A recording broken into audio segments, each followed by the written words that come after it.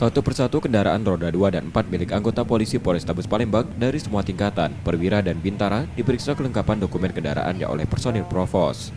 Setelah dilakukan pemeriksaan dalam razia itu, 4 motor milik anggota polisi yang tidak dilengkapi dokumen kendaraan resmi seperti STNK dan kelengkapan kendaraan lainnya.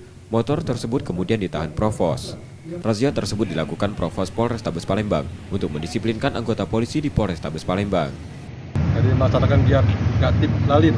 Jadi kegiatan ini kami rutin laksanakan 1 bulan sekali untuk melakukan penindakan disiplin apabila ada anggota Polri yang tidak memiliki izin STNK dan surat kendaraan akan kami tindak. Tindakan untuk sementara kalau misalnya yang melanggar kendaraan kami amankan 1 kali 24 jam. Untuk yang kurang silakan untuk dilengkapi. Apabila belum dilengkapi, maka kendaraan tidak akan kami keluarkan.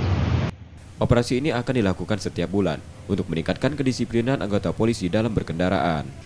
Yudi Kiswanto, Kompas TV, Palembang, Sumatera Selatan.